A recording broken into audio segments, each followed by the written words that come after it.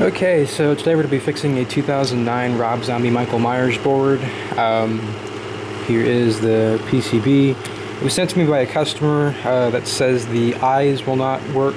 I currently have two test LEDs wired up to the eyes because we have we have an H bridge here which reverses the polarity, so you need to have it on two LEDs to test both movements. We don't have a test motor, but these LED setups will work just fine. So I'll kind of show you what all it does right now. Every other movement works on it except for this H bridge, and it's easily identifiable as the eye movement because it's got the smallest transistors, smallest motor, of course, doesn't require these big ones, but I will replace them with these big transistors just so there's less of a chance of it frying in the future. I like these big ones. They can take they can take a pretty good beating from what I've seen, but I'll show you exactly what it does right now. So you can see we're not getting any light whatsoever.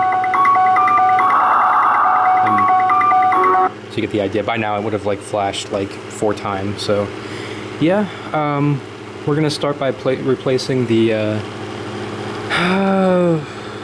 probably the B772s, but if we need to, we'll just replace all of them. I might even just replace all of them just so they all have the big transistors, but yeah, we'll go ahead and get to it. Okay, so we're going to start with the B772 on the bottom.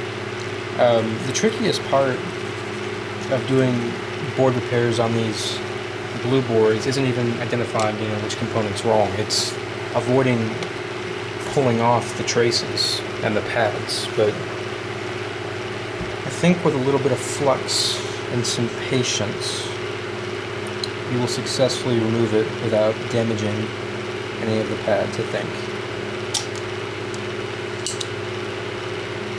That's what we're hoping for, though. And so far, these are being pretty nice right now. But I guess we'll see.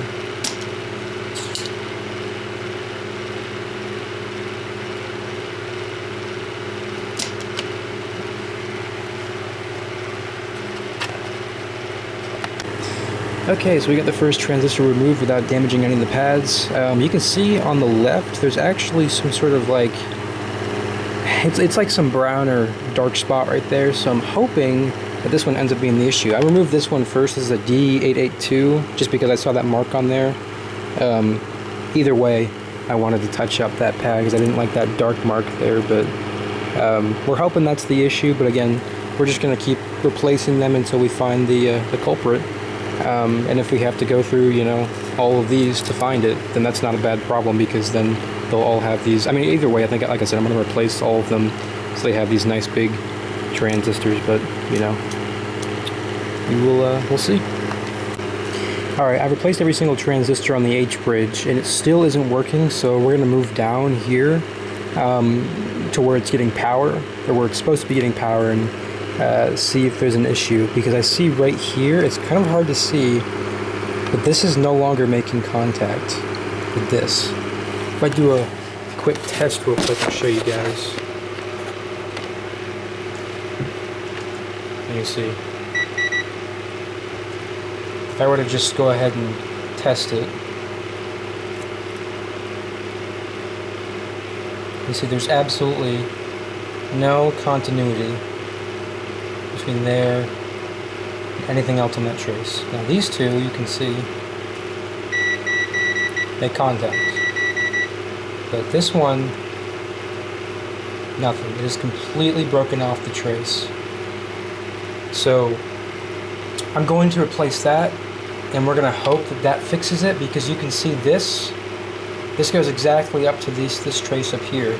So we're going to not going to reflow it, we're going to bridge it from here all the way to this one right here, and we're going to, and that's hopefully going to fix it. And I'll show you, it's not just like a cold solder joint. I can put my tips on it, and it it reads. But, you can't do it anywhere where anything else is attached on the trace. So if that's not our issue, it's definitely going to fix one of the issues. Okay, so after jumping the broken pad to a good one using this little wire right here, it has made a mass improvement. Now the eyes actually function, they work, and the board is now fully working. So I will go ahead and demonstrate what that looks like to you guys.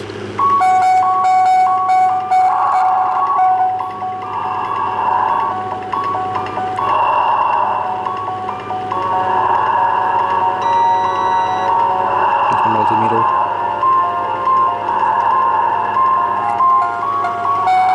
You guys get the idea. So yeah, that was a pretty easy fix. I mean, if anything, you know, even if it wasn't the transistors, now we have better high performance transistors on here that can, you know, handle a little bit more if like the motor ends up locking up again, because that was the issue in the first place. We thought that the transistors had died because the motor was locking up, but yeah, so it won't have that issue anymore. I'll go ahead and unplug this. It won't have that issue anymore. New transistors, everything's flowing, it's making connection. So yeah, let me know if you guys have any questions. Hope you enjoyed this board repair. This is probably like a 2-minute long video. I didn't really record much because there wasn't much to record. It was just replacing this entire trace. But yeah, so I really hope you guys enjoyed, and I will see you guys again next time.